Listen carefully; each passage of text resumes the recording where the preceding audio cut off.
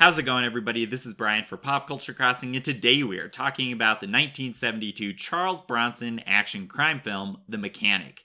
This movie focuses on a hitman, his work, and the mentorship he forms with a younger, aspiring assassin. The movie has good performances and action set at a slower pace. Fans of Charles Bronson action films and suspense or crime films in general will likely admire this film, but its core content, being that it focuses on a hitman, is definitely not going to appeal to everyone. The story centers on Arthur Bishop, who is an assassin known as a mechanic who works for a shadowy organization called the Association. Bishop is an expert at his craft, deadly and grisly as it is, and Steve McKenna is the son of one of Bishop's contacts. He's a lot younger and has become disenfranchised with his life and friends, and starts developing an interest in becoming a killer. This results in Bishop training McKenna as an associate in the craft of assassination and targeted killings. However, the Association does not approve of Bishop's working with another man and bringing him in on the group's work. In general, the mechanic's pacing is a bit slower. The beginning sequence, which lasts about 15 minutes, may be too slow and prodding for some, but I really encourage you to stick it out and watch it and don't turn it off right away. And it really highlights the sophistication and tact that Bishop uses in his targeted killings, and the way that he plans his operation and eliminates his target is set in a way that would-be investigators would not be able to easily conclude that it was the work of an assassin. The slow burn continues after the opening sequence. It's not until Bishop and McKenna really start working together in that they're outperforming hits, not just their training sequences, that the pace begins to accelerate. I thought this decision is nice, especially in the beginning, as it really sets the tense, deadly tone and atmosphere of the film. Others, on the other hand, are going to find it to be too inert.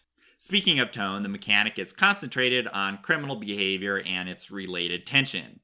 The main distinguishing motif is the juxtaposition of new and old. You have Bishop, who is an older, more experienced, wizened assassin mentoring McKenna, who is a really young, naive, aspiring professional killer. And this element is really nicely foreshadowed in interstitial elements that show the different schools of fighting in martial arts. And this device is very effectual and speaks to the mechanic's notable writing and direction in this regard. Unfortunately, there is one glaring sequence that brings the pacing and movie itself to a grinding halt and may very well be the defining, memorable part that people think of when they think of The Mechanic, which is pretty unfortunate. And this should have been overhauled completely. When Bishop and McKenna are still acquaintances before they form their partnership, the two go to the house of McKenna's girlfriend, where she is attempting to commit suicide. There's also a weird relationship dynamic in that she's doing this partly, or mostly, to test McKenna and see if he'll save her or if he'll let her die. And this scene is supposed to illustrate McKenna's immunity to violence and aberrant events, but it just really falls flat, and overall it's very strange and prolonged. And there are much better ways that you could illustrate that somebody can handle the life of being an assassin. And what was used in the final cut, this scene, is not the way to do it, and it should have been reworked from the early stages at the script level. The performances in the movie are great, with Charles Bronson's Arthur Bishop being the principal. Bronson expertly conveys Bishop's methodical, calm, and cool demeanor. Before mentoring McKenna, while he's still really independent, Bishop is a man of few words, and this character choice and Bronson's portrayal really heightens the mystery surrounding Bishop and his job and who he works for and just his entire situation. Bishop is not limited to being a predictable character. He actually suffers with his own internal issues, which he tries to synthetically suppress via prescription medication. This affords the character more depth and dimension in that he is not this invincible, perfect human killer, and he's not this robot killer who just goes out and assassinates people and doesn't bother him at all. So that's really appreciated as a viewer, but though it is a nice touch, it's just not fully developed. And once McKenna and Bishop form their partnership, it's really forgotten, sadly. Yes, perhaps just the mere partnership of the duo acts as a natural antidote to this and helps Bishop, but that's not addressed. And it would have been nice to have more official discussion of that. Today, however, since more movies have come out since then, it may be interpreted by some as being a trope in that, oh yeah, he's an assassin, so of course he's like popping pills and he has issues. So there's that for you to consider as well. Jan Michael Vincent's Steve McKenna is very arrogant. Fortunately, he and Bishop and Vincent and Bronson have good on-screen chemistry. The scenes during which Bishop trains McKenna in the art of assassination are very well done, and just the depth of Bishop's knowledge about that, ranging from lip reading to weapons to other ways of assassinating people, is impressive. And just seeing McKenna's penchant for learning and improving upon his mentor's profession is nice as well. As such, the new and old theme here is masterfully encapsulated by the performances of the actors.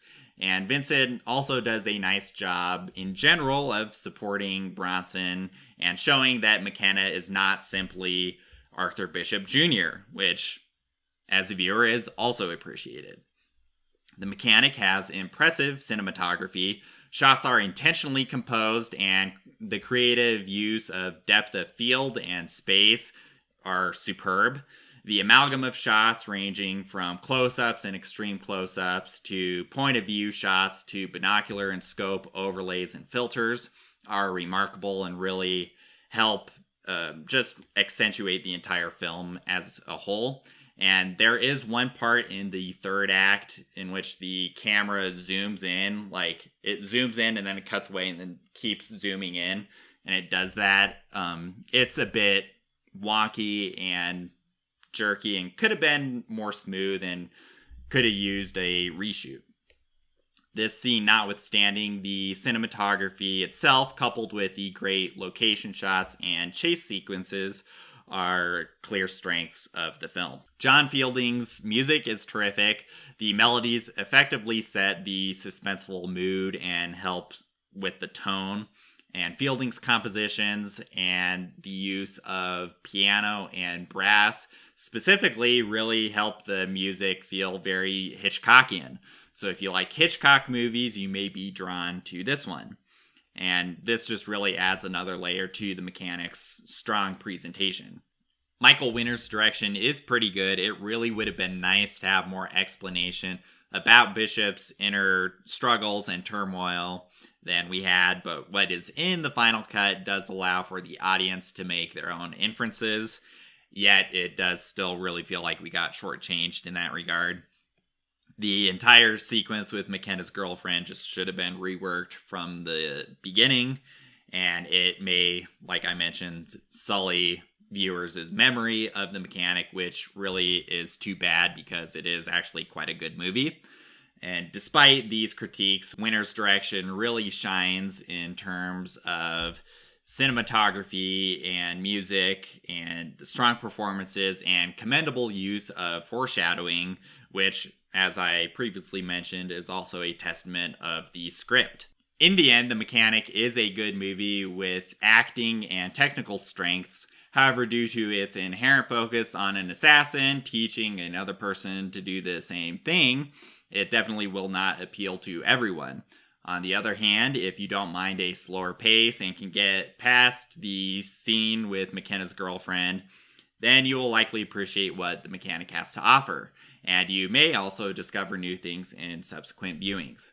So that's my review of The Mechanic. Be sure to let me know your thoughts in the comments below and across our social media channels. As always, there is a full detailed written review at popculturecrossing.com. Don't forget to check us out also on VidMe or YouTube. We're on both platforms. I just want to draw your attention to that. And if you prefer audio, be sure to subscribe to us on iTunes and Google Play Music. In the meantime, why don't you let me know what your favorite assassin movie is, and we'll keep the conversation alive until next week. And I'll see you next time. Thanks for watching. Bye.